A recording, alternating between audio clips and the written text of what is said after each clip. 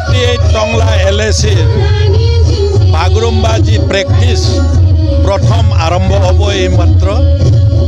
মাননীয় মুখ্যমন্ত্ৰী হিমন্ত বিশ্ব শৰ্মা ডাঙৰীয়াই বিহু ঝুমৰৰ পিছত বাগৰুম্বা নৃত্যৰ কথা কৈছিলে আৰু 10,000তকৈ অধিক ছোৱালী আৰু মহিলাৰে সৈতে 17 তাৰিখে গুৱাহাটীৰ একেখন ফিল্ডতে সৰু-সজাইত এই বাগৰুম্বা নৃত্য প্ৰদৰ্শন কৰিব।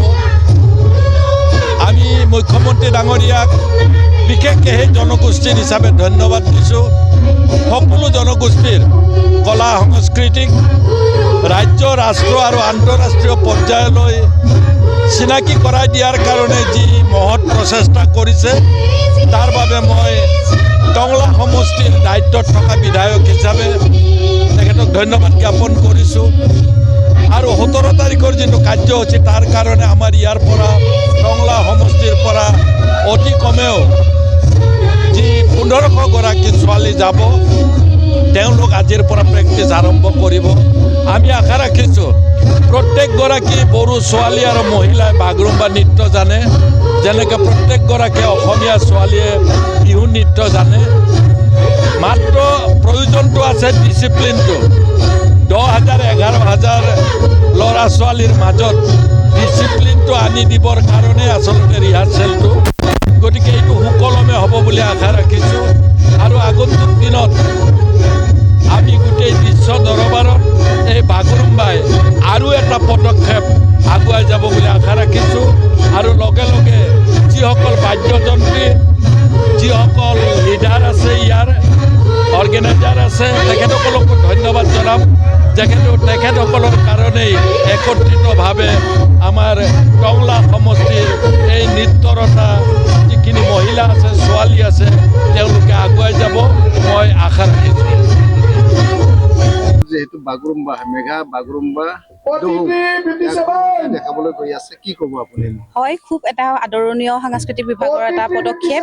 আজি আমাৰ টংলা LACৰ কাৰণে আমাৰ ৰন্থলী ক্ৰীড়া যি ষ্টেডিয়াম আছে, ইয়াত প্ৰায় 521 গৰাকী আমাৰ নৃত্যশিল্পী আহিছে।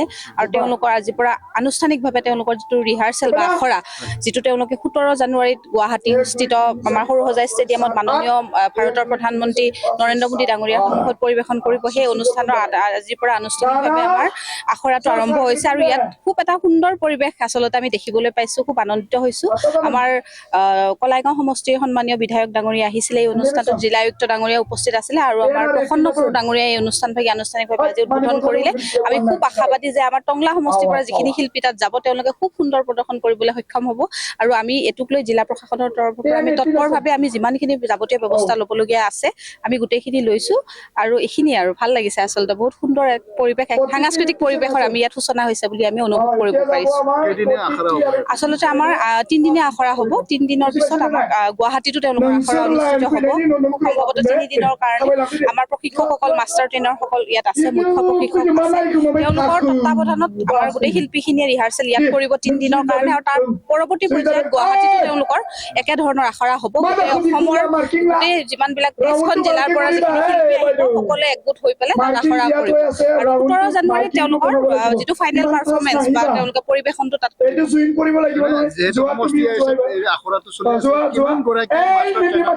আমাৰ টংলা সমষ্টিৰ কাৰণে আমাৰ 12 গৰাকী মাষ্টাৰ ট্ৰেইনাৰ ইয়াত আহিছে।